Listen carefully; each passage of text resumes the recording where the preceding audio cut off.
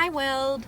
It dawned on me today that I have a lot of knowledge in my head that other people could really benefit from. So what's the point of it being in my head? So I've decided to start a video blog for, I guess, of some of the things I've learned over the past 37 years, and I must make a disclaimer here that the views expressed in this video are mine alone, and they don't reflect any views of my workplace or any other organisations that I'm affiliated with. This is purely Marie Matter Live. So I guess I've written out quite a few topics of things that I've learnt, and today is on how to hold space for a loved one. So those of you who personally know me will understand why I'm starting with this topic, and for those of you who don't, I'll let you in on what has been happening. So in January 2018, my darling husband fainted from the top of an 8-foot ladder, and he sustained significant injuries to his skull and also to his brain. So he's since had 2 operations and he now has a brain injury.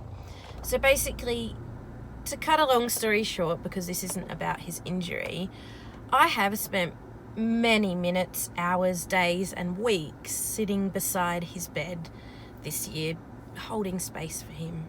So what I observed during my time is the profound effect that trauma has on us as humans.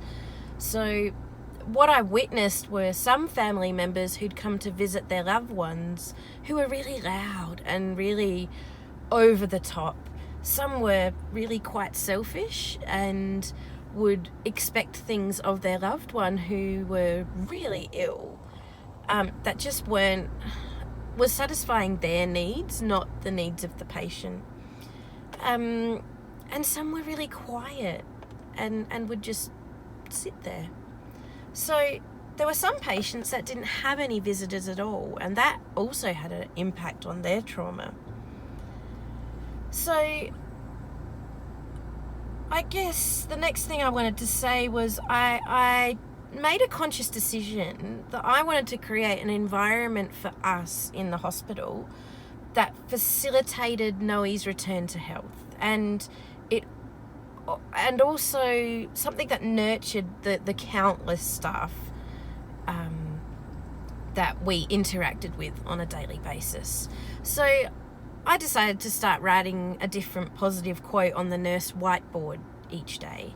And the effect this had was really positive on the culture, and that made our time in the hospital much less arduous. And, you know, sometimes all your loved one needs is for you to hold their hand and just be there for them, breathe with them, just sit.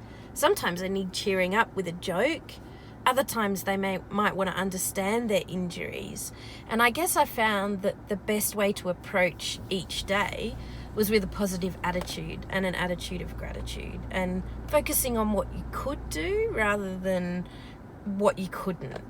So I guess when Noe didn't understand something, we asked more questions, and I guess we were brave enough to believe that our time with the consultants was important. So I wrote out questions and I kept a book of the things we thought were important to us. So I guess there's no right or wrong way to hold space for your loved one, but there is one thing I can recommend, is that you're attentive not only to their needs but to yours as well. So if you come in feeling already anxious and feeling stressed already, it's not really going to create the best environment for healing and nurturing that your loved one needs. So if you do start to feel like that, take a walk out in nature. I've done it so many times being in the hospital.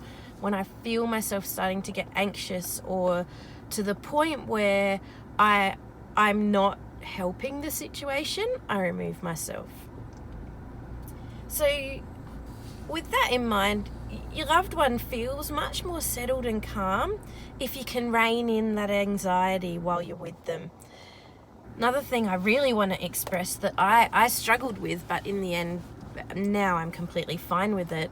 It's okay to cry in front of them. It shows your loved one that the situation is also affecting you, because they can sometimes go into a shell being the patient and go into their own bubble. And, you know, sometimes they need to see that this situation is affecting you. And I guess taking time to just be in the moment together and looking for silver linings in every interaction that you're having can be a really powerful tool on how to share space and hold space for your loved one. So I guess I'd come into the hospital very early each day, and I really believed that that was going to be a great day. I guess because I was going to help make it a great day for everyone, be it the doctors, the nurses, the orderlies, my husband, myself. And I'd be getting up at 5:30 in the morning and make the 1 hour drive to the hospital, so I could be there before the first doctors made their rounds, so that I would be composed and ready to talk to them when they came around. So it takes selflessness, dedication, and hard work to hold space for your loved one. But I can absolutely guarantee that it makes a difference for them having you hold space with them and share their space while they're fighting whatever battle it is to get better or not that they're having. You can't always fix a situation. I think being aware of that is really important. And sometimes all you can do is just be there. And I've learned that, you know what, that's enough. So thank you for taking the time to listen. I hope this in some small way helps someone somewhere. I wish somebody had done a video like this when I was just starting to go through this process. And I want to share a really nice quote with you all, and I'll try and do this every session. This one's a Mother Teresa quote saying, "Be happy in the moment, that's enough.